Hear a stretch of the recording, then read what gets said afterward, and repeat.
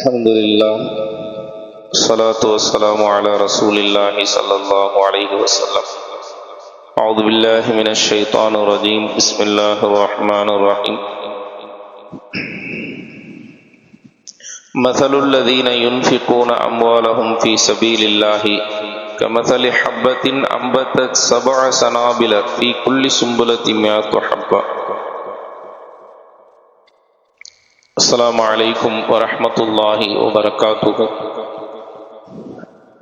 சூரத்துல் பக்ரா 261வது திருவசனத்தின் விளக்க உரையை பகிர்ந்து வருகிறோம். அல்லாஹுவின் பாதையில் தங்களுடைய பொருளாதாரங்களை செலவழிக்கக்கூடியவர்களுக்கு உதாரணம். ஒரு விதையை போல அது 7 கதிர்களை முளைக்கச் செய்கிறது. அந்த ஒவ்வொரு கதிரிலும் 100 தானியங்கள் என 700ஆக அல்லாஹ் அதன் மடங்கை பன்மடங்காக்கி கொடுக்கிறான். அன்பிற்குரிய அல்லாஹுவின் நல்லடியார்களே, இந்த வசனத்தின் பிரகாரம் அல்லாஹுவின் பாதையில் செலவழிப்பது, குடும்பங்களுக்காக உறவுகளுக்காக செலவழிப்பதும், இந்த செலவழிப்பதின் காரணமாக கிடைக்கக்கூடிய பாக்கியங்கள், அதன் மூலம் கிடைக்கக்கூடிய அல்லாஹுவின் நெருக்கம், திருப்பொருத்தம், இதை பற்றியெல்லாம் பல்வேறு செய்திகளை நாம் பகிர்ந்து கொண்டோம். இப்போ இதற்கு எதிர் மாற்றமான குணம் செலவழித்தல் என்பதில் அதற்கு எதிர் நேர்மாறான குணம் என்னவென்று சொன்னால் கருமித்தனம், கைகளை சுருக்கிக் கொள்வது, தாராளத்தன்மை இல்லாமல் இருப்பது, இது போன்ற குணங்கள் அல்லாஹுவாலும் அல்லாஹுடைய ரசூலாலும் மனிதர்களாலும் வெறுக்கப்படக்கூடிய குணமாகும். அன்பிற்குரியவர்களே, அல்லாஹ் குர்ஆனிலே சொல்லும் பொழுது அல்லதீன யப்கலூன வ யஅமுரூன அன்-நாஸ பில் புக்லி, யார் கஞ்சத்தனம் செய்து அந்த கஞ்சத்தனத்தை மக்களுக்கும் ஏவுகிறார்களோ அவர்கள் எப்படிப்பட்டவர்கள் என்றால் யக்துமூன மா ஆதாஹுமுல்லாஹு மின் ஃபத்லிஹி, அல்லாஹ் அவர்களுக்கு எதை கொடுத்திருக்கிறானோ அதை மறைக்கிறார்கள். அல்லாஹ் செய்திருக்கக்கூடிய அருளை அவர்கள் மறைக்கிறார்கள். வஅதத்னா லில் காஃபிரீன வஅதத்னா லஹும் அஸாபம் முஹீனா, அவர்களுக்காக கேவலமான ஒரு தண்டனையை நாம் தயாராக்கியுள்ளோம் என்று அல்லாஹ் சொல்லுகிறான். மற்றொரு வசனத்தில் சொல்லும் பொழுது வலா தஹ்ஸபன்னல்லதீன யப்கலூன பிமா ஆதாஹுமுல்லாஹு மின் ஃபத்லிஹி ஹுவ கைருல் லஹும், அல்லாஹ் கொடுத்த வழங்கியவற்றை செலவழிக்காமல் கஞ்சத்தனம் செய்பவர்கள், அவர்களை குறித்து நீங்கள் அது அவர்களுக்கு நன்மை என்று நீங்கள் கருதிவிட வேண்டாம். பல் ஹுவ ஷர்ருல் லஹும், அது அவர்களுக்கு தீமையாகும்.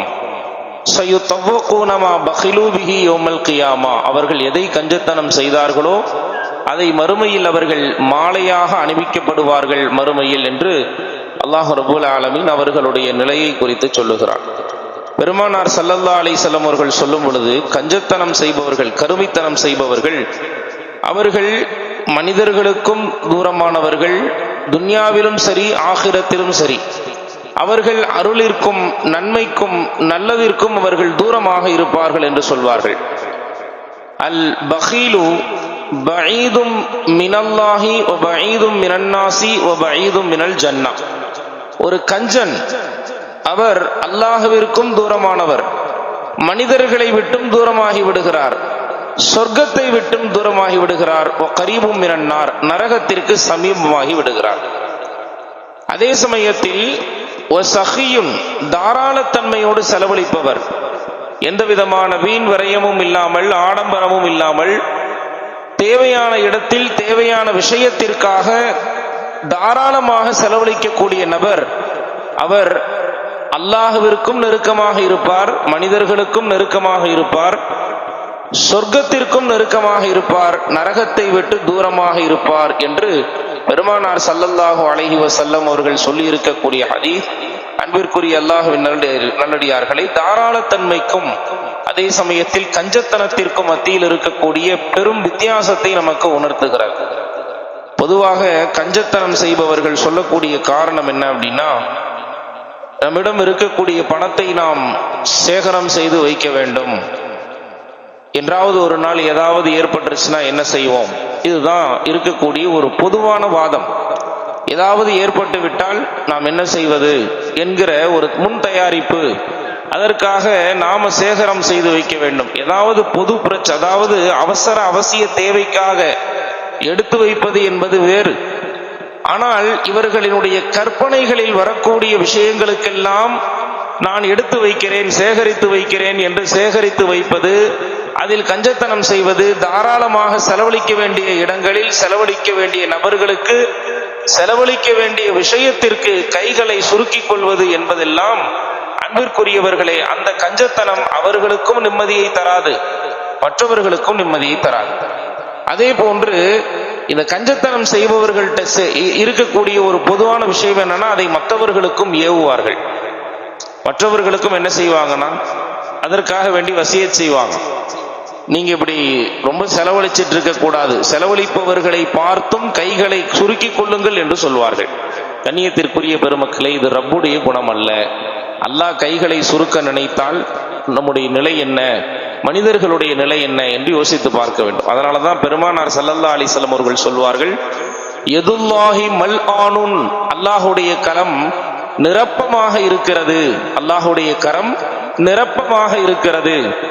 லா துகீதுஹா நஃபகத்துன் ஸஹாஉல் லைல வன்னஹார், இரவிலும் பகலிலும் அருள் மலையை போல, மேகத்தை போல கொட்டுகிற மலையை போல அல்லாஹுவின் அருள் கொட்டிக்கொண்டே இருப்பது, அது எந்த விதத்திலும் அவனுடைய கரத்தை குறை ஏற்படுத்தி விடாது என்று பெருமானார் ஸல்லல்லாஹு அலைஹி வஸல்லம் அவர்கள் சொல்வார்கள்.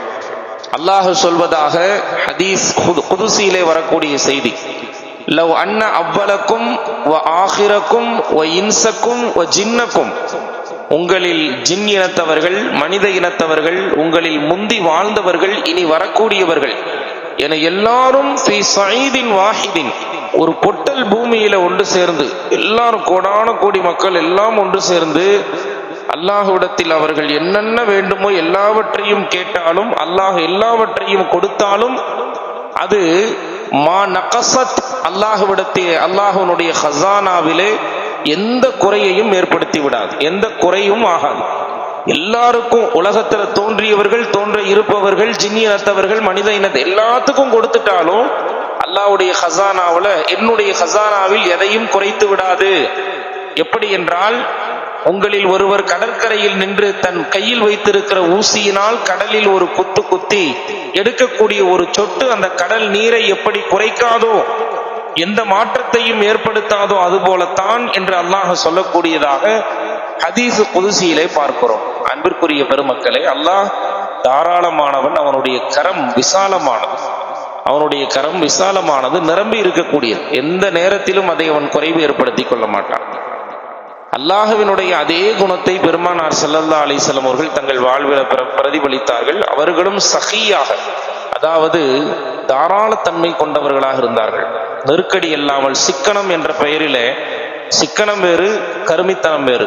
சிக்கனம் என்பது ஒரு பொருள்ல எவ்வளவு செலவு செய்யணுமோ அவ்வளவு செலவு செய்யணும். ஆடம்பரமாக செலவு செய்வது என்பது அது தவிர்த்து கொள்வதற்காக சொல்லப்படுகிற வார்த்தை சிக்கனம். ஆனால் கருமித்தனம் என்பது தேவையான விஷயத்தில் கூட கைகளை சுருக்கிக் கொள்வது, தேவையான நபர்களுக்கு, உறவுகளுக்கு கொடுப்பதில் கூட கைகளை சுருக்கிக் கொள்வதற்கு பெயர் தான் கருமித்தனம்.